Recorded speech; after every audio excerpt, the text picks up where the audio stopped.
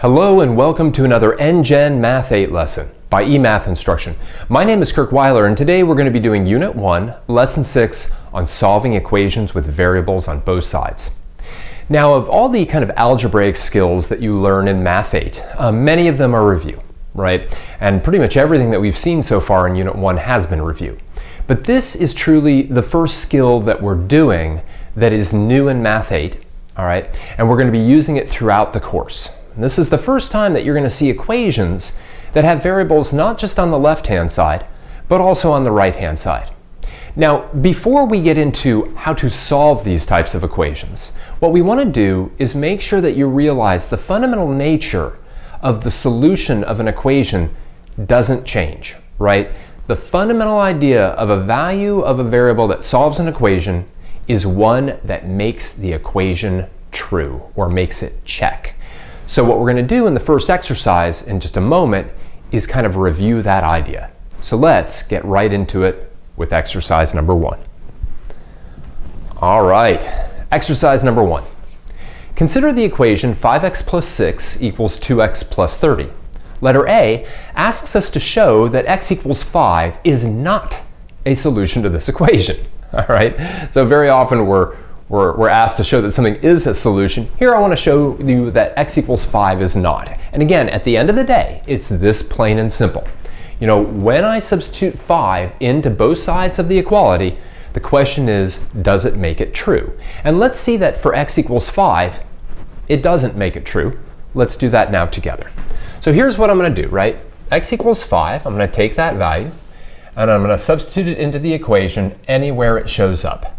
So that's going to be 5 times 5 plus 6 equals 2 times 5 plus 30. Remember, we have to do that multiplication first, according to order of operations. 5 times 5, 25.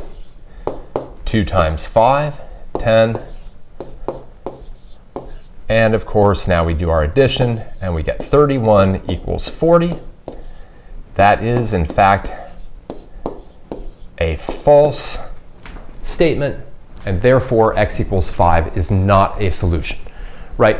The only values of x that will be solutions of this equation are values that, when we substitute them in, make the left-hand side equal to the right-hand side. So now in letter B, let's show that x equals 8 is a solution to this equation. And let's do it together. Again, just kind of like the warm-up exercise anyway. Let's now do the same thing we did before. We're going to take x equals 8. We're going to substitute it into our equation. Right, here we go. We have 5 times 8 plus 6 equals 2 times 8 plus 30. 5 times 8 is 40 plus 6. 2 times 8 is 16 plus 30. 40 plus 6 is 46. 16 plus 30 is 46. That's true. Lots of exclamation points, and therefore it must be a solution, right? So right from the outset, we should admit the following. We should, just by using arithmetic, order of operations, etc., we should be able to tell if any value of x or y or c or whatever the variable is a solution to a particular equation, simply by substituting it in and seeing if the left-hand side is equal to the right-hand side, or in this case, isn't. All right. Now, what that doesn't do is it doesn't tell us how to get x equals 8. It just shows us that x equals 8 is a solution. In order to get x equals 8 as a solution, though, we have to look at what are known as the properties of equality. So let's do that next. All right. Almost all solving of equations really boils down to the properties of equality, right? So when we have an equation, when we have two things that are equal to each other, we have something known as the addition/subtraction property of equality. And it basically says, hey, look, if I've got like some equation, a equals b, I can add the same thing to both sides, or I can subtract the same thing from both sides, and the equation continues to be true. All right? If you add the same thing to both sides of the equality, or subtract something from both sides of the equality remains true. And that makes sense. If I've got something like 3 equals 3, and I add 2 to both sides, I get 5 equals 5. Still true, right? We also have the multiplication division property of equality, which is very, very similar to the addition subtraction property. If I've got some true equation, I can multiply both sides of the equation by the same quantity, or I can divide both sides of the equation by the same quantity. Notice how I'm trying to avoid using the word number, right? Because what I multiply both sides of the equation by could actually be a variable, right? Same thing in terms of division, same thing in terms of addition or subtraction. Now, kind of what the properties of equality boil down to is sort of the golden rule of solving an equation, which is do anything you want to one side of the equation as long as you do exactly the same thing to the other side of the equation. But we really want to kind of think about it in terms of addition, subtraction, multiplication, and division. So now let's go back in the next exercise and revisit that same equation that we started with and understand how these properties of equality can help to produce the answer x equals 8. Let's get into that now. All right, exercise number 2. Let's revisit the equation 5x plus 6 equals 2x plus 30. We will now isolate the variable. Let's talk about that piece of terminology, isolate the variable. When we isolate a variable, what that means is that we're getting it all by itself on one side of the equation, typically the left-hand side, so that when we read it, we can say something like x equals 8, right? It's a little bit trickier if we have something like 8 equals x, although that works perfectly fine. But a lot of times we try to isolate the variable, get it all by itself on the left-hand side of the equation. Now, without going to the board, let's just kind of like talk about what we're doing here, right? We've got 5x plus 6 equals 2x plus 30, and what I'm going to do is we're going to walk through the first 2 steps of solving this. So what I might do to begin with is I might subtract 6 from both sides of the equation. Now when I do that, that plus 6 on the left-hand side goes away because 6 minus 6 is 0. I could write plus 0 here, but I certainly don't have to. And on this side, of course, I get 30 minus 6, and that gives me 24. Leaving me with 5x equals 2x plus 24. I've just subtracted 6 from both sides. Now, I could actually subtract a 2x from both sides. From the right-hand side, 2x minus 2x would leave us just with the 24. On the left-hand side, 5x minus 2x, well, that's combining like terms. That would just give us 3x, literally. If I have 5 x's and I subtract 2 of them, then I have 3x remaining. Now the question is, what property, what real number property justifies being able to subtract 6 from both sides and being able to subtract a 2x from both sides? Think about that for a moment. All right, it's just the subtraction property of equality. It's that simple. Let me bring this up a little bit. This is simply, whoop, wow, that was just kind of weird. Subtraction, that could be my favorite thing ever. We're gonna delete this real quick. Let's try that again. The subtraction property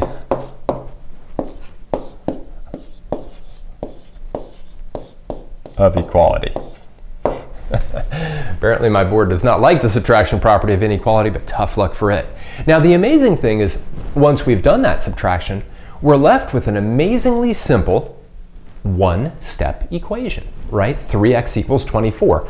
Let's take a look at that in letter B, right? Solve the simplified equation below, 3x equals 24, right? And we also want to talk about what property we used. Well, why don't you go ahead and pause the video for all of about 10 seconds to solve this equation, 3x equals 24.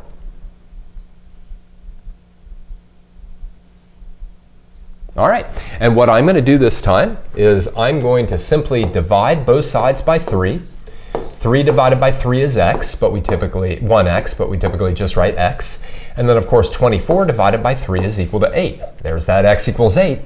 And what we used this time was the division property of equality,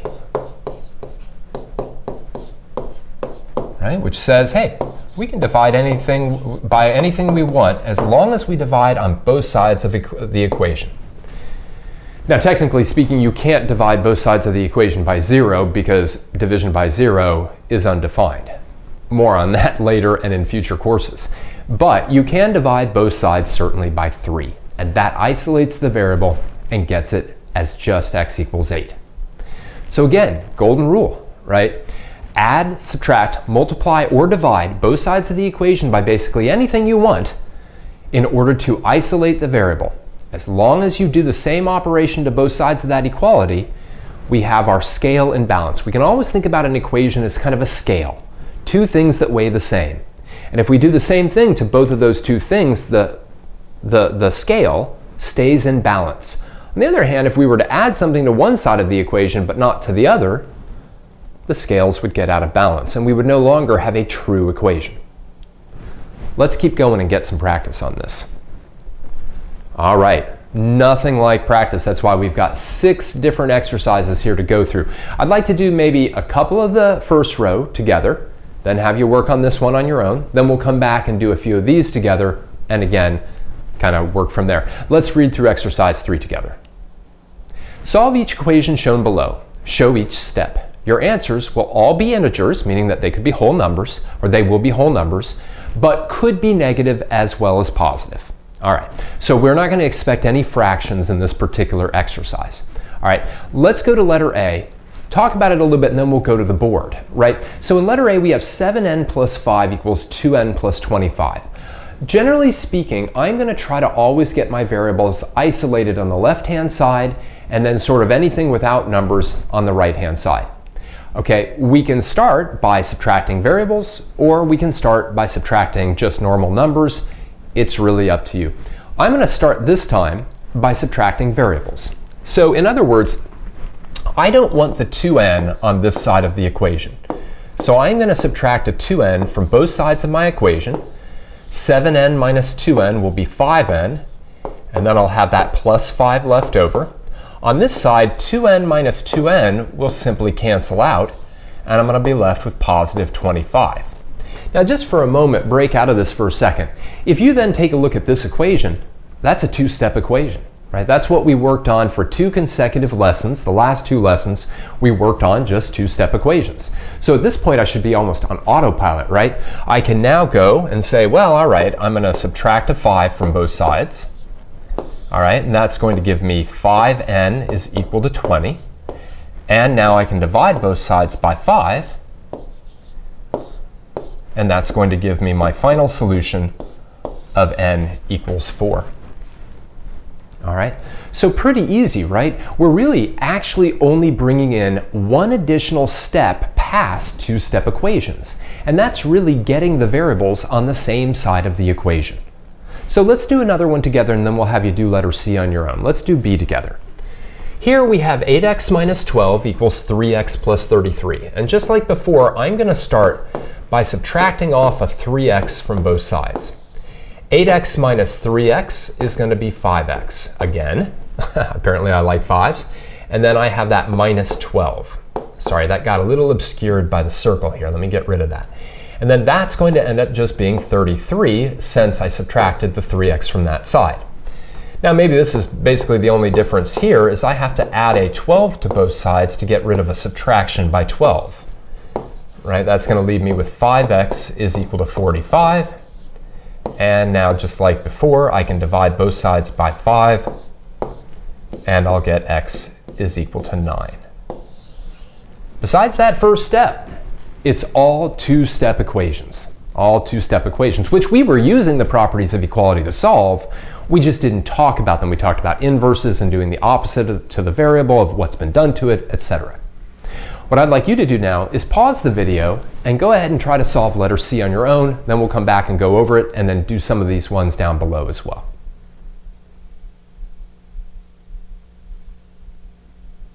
All right, let's go through letter C together. Again, I'm going to get those y's all on the left-hand side. I'm going to do that by subtracting a 2y from both sides of the equation. That cancels. 9y minus 2y leaves us with 7y plus 5 on the left-hand side. And we're left with a negative 37 on the right-hand side. Watch out for that, right? If that's confusing, consider rewriting this as 2y plus negative 37, right? Oh boy, I can't get that 30. There's my red. So 2y plus negative 37. Now, when I come back down to here, though, right, I'm going to subtract a 5 from both sides. Again, be careful here, right? I really want to kind of think about this as negative 37 plus negative 5 gives me negative 42. And now I divide by 7 on both sides. Keep in mind that a negative divided by a positive is a negative, and 42 divided by 7 is 6. So we end up having y equals negative 6. So a little negative number work going on there.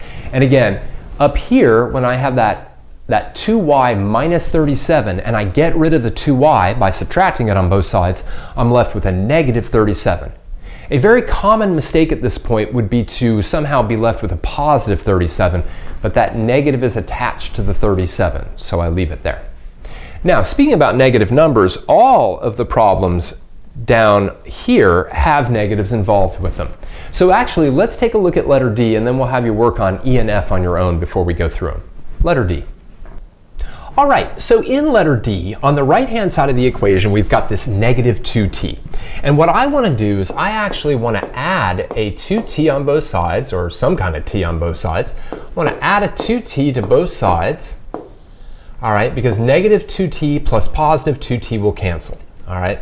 We'll then have 3t plus t, which gives me 5t minus 12 is equal to 43. At this point, right, we're just back to those two-step equations where we're going to add a 12 to both sides, right? And we're going to get 5t is equal to 43 plus 12, which is 55. And then divided by 5 on both sides, right? 5 divided by 5 gives me 1t, and 55 divided by 5 gives me 11. Awesome, right? And again, the tricky part here is that we've got this negative 2t here, right? And we might be thinking to ourselves, oh, I have to subtract a negative 2t, or I have to subtract 2t, or something like that. You really want to just do the opposite of what you're seeing there. So if it's a negative 2t, we're going to add 2t to both sides, because a negative 2 plus a positive 2 cancels itself out. So what I'd like you to do now is pause the video, play around with E and F, see if you can get the right solutions, watch your negatives and your positives, and then we'll come right back and go through them both.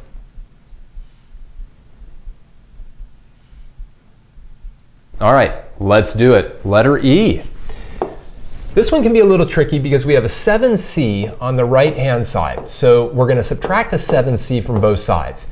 Now this is tricky because you have a 2 minus 7, which leaves you with negative 5c, not positive 5. Got to really be careful when you have a smaller number minus a larger number.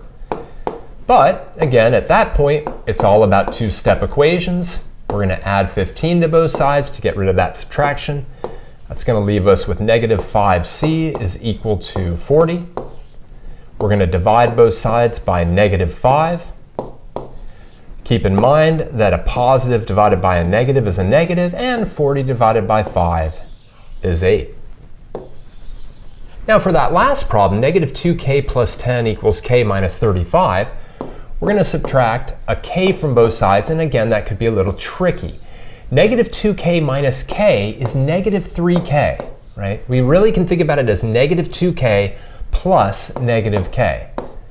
Then we have plus 10 on that side and negative 35 on that. Now we'll get rid of that plus 10 by subtracting 10 on both sides. Again, a little bit tricky with the negatives and the positives. Negative 35 and negative 10 together give me negative 45. Now I'll divide by negative 3 on both sides. Keep in mind that a negative divided by a negative is a positive, and 45 divided by 3 is 15. All right. There are a lot of places in these problems where negatives can get you messed up. You know, 2c minus 7c, very often students will say, 2 minus 7 is 5. Right? And then of course that'll throw off your final answer. Same thing going on here. You could have a negative 2k minus k, and you might think, well, that's a negative k, or something like that. All right? So just watch your negatives and your positives, think a lot, and keep in mind that the way that we kind of want to think about this is almost always in terms of addition, right? So I have a negative 2k plus negative k gives me a negative 3k. Or I have 2c plus negative 7c gives me negative 5c.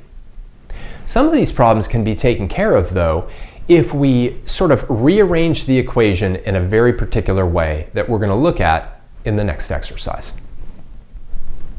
All right, so let's take a look at exercise number 4 together. Equality is symmetric, meaning that if A equals B, B equals A, what we just talked about. Rewrite each of the following equations by flipping its sides and then solving it as before. Now let's talk about why you might even want to do this.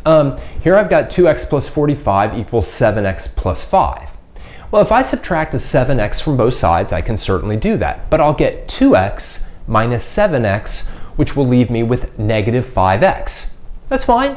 If you're comfortable with negatives and positives, that's great, all right? But a lot of people would rather deal with 5x and not negative 5x. So we have permission to rewrite our equation anytime we want by flipping the equality symbol so that it's now 7x plus 5 equals 2x plus 45. And let's go ahead and solve this together, right? We can now subtract 2x from both sides, right? That's going to cancel, giving me 5x plus 5 is equal to 45. I can now subtract 5 from both sides. That's going to leave me with 5x is equal to 40. And now I can divide both sides by 5, and I'll get x is equal to 8. I like x equals 8 as an answer, apparently. All right, so what I'd like you to do is I'd like you to try each one of these equations, but begin by rewriting it by flipping the equation, and then we'll go through them.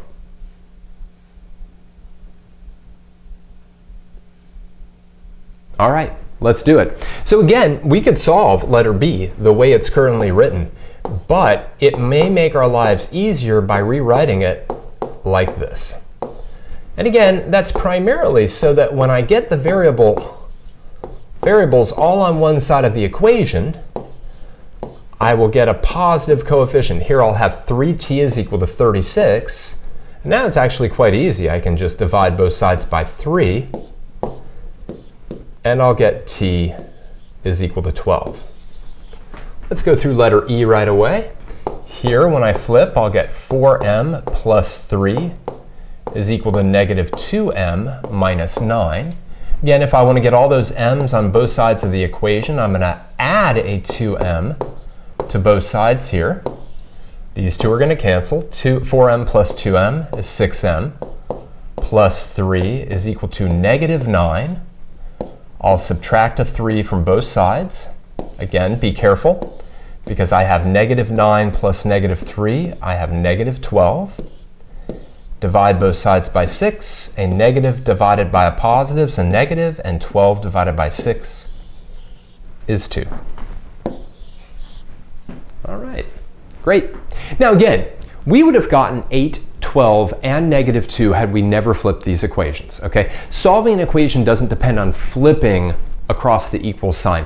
It just may make your life easier, so consider doing it, all right? On the homework, we're going to kind of prompt you to do it in certain situations, but from then on out, it's really going to be up to you whether or not you want to flip the equation to try to make it easier, because sometimes flipping it might make it harder. All right, let's summarize. Here we go.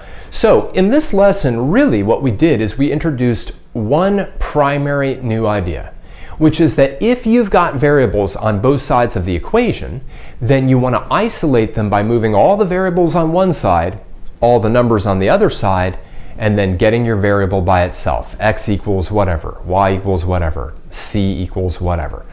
All right, and you do those by using the properties of equality, addition and subtraction, multiplication and division, which essentially allows you to add, subtract, multiply, or divide both sides of the equation by anything you want to, as long as it's the same thing. All right, we're going to get a lot more practice on this in the next lesson. For now, I'd like to thank you for joining me for another NGen Math 8 lesson by eMathInstruction. My name is Kirk Weiler, and until next time, keep thinking and keep solving problems.